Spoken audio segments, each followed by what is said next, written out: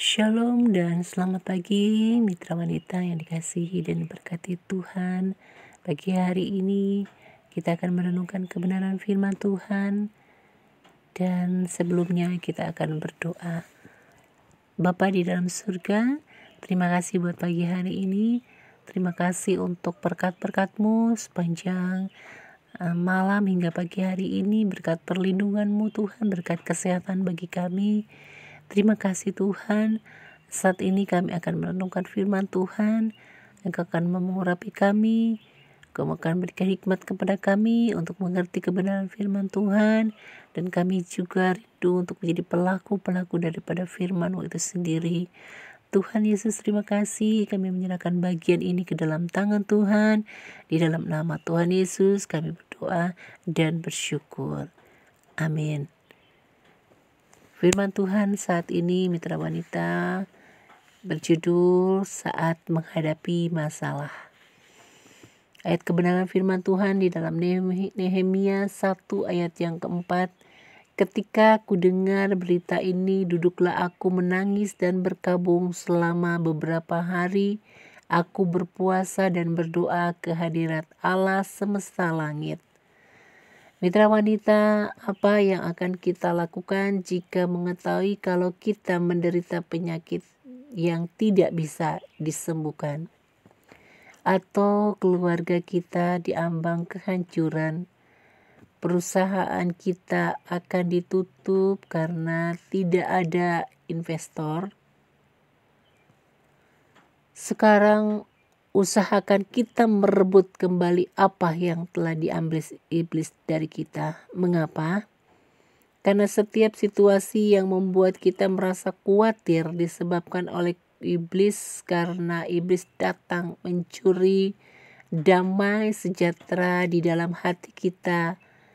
Tapi ingat, Yesus datang supaya kita mempunyai hidup dan mempunyainya dalam segala kelimpahan. Ketika dalam situasi sulit, kesempatan iblis datang memberi ketakutan dan kebimbangan. Tetapi mari kita melihat sikap apa yang dilakukan Nehemia ketika dia menerima berita buruk. Yang pertama, ketika Nehemia menerima berita buruk, dia duduk di kaki Tuhan. Nehemia tidak panik, emosi atau mencari orang yang melakukan kesalahan. Namun Nehemia duduk diam. Dia berpikir bahwa ada seorang yang bisa menolongnya, yaitu Yesus. Menanti belas kasihan Tuhan berarti menyadari bahwa dia tidak mampu menghadapi persoalan. Ketika kita menghadapi situasi seperti ini, ambil sikap duduk diam di kaki Tuhan, menangis kepada Tuhan daripada mencari pertolongan di tempat lain. Tetapi sadarlah bahwa Allah peduli dan mengerti akan setiap persoalan kita. Hal yang kedua, ketika Nehemia menerima berita buruk, dia berpuasa. Berpuasa bukanlah sekedar menahan lapar dan haus, tetapi berpuasa dalam berbagai hal, yaitu menahan emosi, mengubah karakter, dan dalam berpuasa kita bisa lebih dekat dengan Tuhan serta peka terhadap Tuhan dan melakukan kebenaran. Hal yang ketiga, Nehemia ketika menghadapi atau menerima berita buruk, dia mengakui kesalahan. Ketika kita menghadapi persoalan, jangan mempersalahkan orang lain, jangan gelisah, tetapi introspeksi diri. Kita mungkin saja itu karena kesalahan kita. Kita harus mengakui itu dan minta ampun kepada Tuhan. Ingat kisah Daud waktu ia ditegur oleh Nabi Nathan, waktu dia mengambil Batseba menjadi istrinya. Daud mengakui kesalahannya dan Tuhan mengampuninya meskipun dia harus menerima konsekuensi dari kesalahannya. Akuilah setiap kesalahan kita juga Tuhan, supaya Tuhan mengampuni. Akuilah setiap kesalahan kita dan Tuhan siap mengampuni kita. Tuhan punya jawaban atas masalah kita. Demikianlah mitra wanita, renungan kita saat kita menghadapi masalah. Mari kita duduk di kaki Tuhan.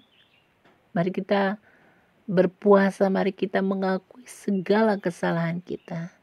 Izinkan Tuhan akan menolong kita untuk kita dalam menghadapi persoalan dan masalah. Mari kita akan berdoa untuk merenungkan firman Tuhan. Bapa di dalam surga, terima kasih kebenaran firman-Mu Tuhan sekali lagi mengingatkan kami pada saat kami menghadapi masalah.